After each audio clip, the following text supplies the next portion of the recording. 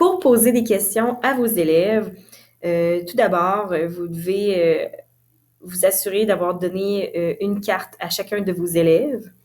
Vous aurez aussi besoin d'un ordinateur avec un projecteur pour projeter vos questions. Et finalement, vous aurez aussi besoin d'une tablette ou d'un cellulaire avec l'application Plickers déjà installée. Alors, vous allez aller sur votre tablette ou cellulaire, vous ouvrez l'application Plickers, connectez-vous à votre compte Plickers en entrant votre adresse courriel et votre mot de passe. Cliquez ensuite sur votre classe. Vous allez ensuite voir la série de vos questions que vous avez déjà ajoutées avec l'option Add to Queue sur la session de votre ordinateur. Vous n'avez qu'à cliquer sur la série des questions désirées que vous voulez poser à vos élèves. Sur votre ordinateur, cliquez maintenant sur Now Playing. La série des questions que vous avez sélectionnées sur votre tablette ou cellulaire devrait maintenant apparaître sur la session de votre ordinateur. Tout d'abord, la première chose à faire est d'aller cliquer sur le cercle bleu dans le bas de l'écran de notre tablette ou de notre cellulaire. Ensuite,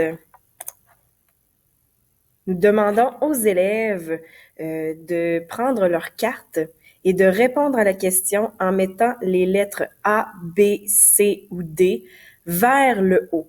Ensuite, il sera possible pour nous de scanner leur réponse. Donc, ici, par exemple, l'élève a répondu B parce que le B est vers le haut. Donc, on voit la réponse B apparaître à l'écran par cet élève. Si je retourne sur mon ordinateur, lorsque cet élève aura répondu à la réponse B, nous allons voir cet élève apparaître aussi en bleu. Donc, l'élève 1, on voit qu'il a répondu. L'élève 2, 3 et les équipes 1, 2 n'ont pas encore répondu à la question vu qu'ils sont encore en blanc. Donc, si c'est le cas, donc si vous avez quelques élèves qui sont en blanc après avoir scanné toute la classe, je vous invite à aller les voir directement pour pouvoir scanner leurs réponses. Par la suite, sur votre tablette, encore une fois, vous allez voir dans le bas de l'écran à gauche « Show correct ». Vous pouvez montrer la bonne réponse aux élèves. Quand vous cliquez là-dessus, à l'écran de votre ordinateur, vous verrez la bonne réponse apparaître à l'écran, comme ceci. Donc là, on vient de faire mettre la réponse B en vert, donc false, faux. Donc, on voit la réponse.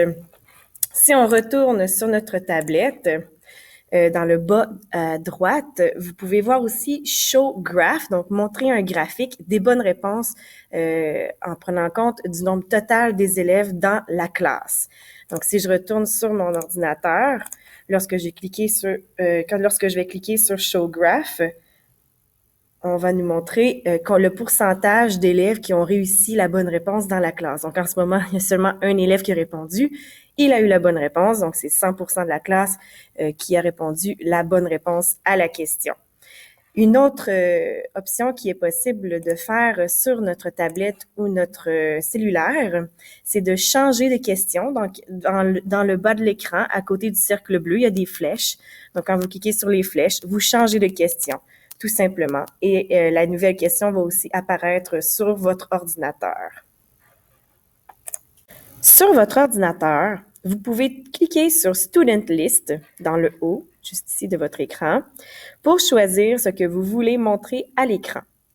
Par exemple, vous pourriez ne pas montrer la liste des élèves, donc ne jamais montrer la liste des élèves ici avec Never Display. Vous pourriez la montrer seulement lorsque vous scannez, donc juste ici ensuite, ou toujours la montrer. Comme moi ici, on voit toujours la liste des élèves, donc j'ai cliqué là-dessus. Vous pourriez mettre les élèves en ordre par nom ou vous pourriez les mettre en ordre par numéro de carte. Vous pourriez aussi cacher le numéro de carte des élèves ou montrer le numéro de carte des élèves. Vous pourriez aussi cacher les réponses individuelles des élèves ou les montrer. Je vous suggère fortement de ne pas montrer les réponses des élèves à tous les élèves, à tous les autres élèves. Donc, cliquez sur Hide pour vous assurer de les cacher pour respecter leur confidentialité. Vous pouvez aussi cliquer sur Display Options, juste à côté de Student List. Sur Display Options, vous pourriez montrer un graphique, dans le fond, du nombre total de bonnes réponses de façon manuelle, comme je vous ai montré dans le dernier segment, ou toujours montrer le nombre de pourcentage de bonnes réponses répondues dans la classe. Vous pourriez aussi démontrer dans le fond, la mauvaise réponse en gris, comme ici elle est en gris, ou la mettre en rouge. Vous pourriez aussi montrer la bonne réponse en mettant un check mark, donc une espèce de crochet ou une croix pour les mauvaises réponses, ou tout simplement un choix de lettres comme ici est en vert. Et vous pourriez aussi montrer un nombre total de réponses répondues ou tout simplement le cacher.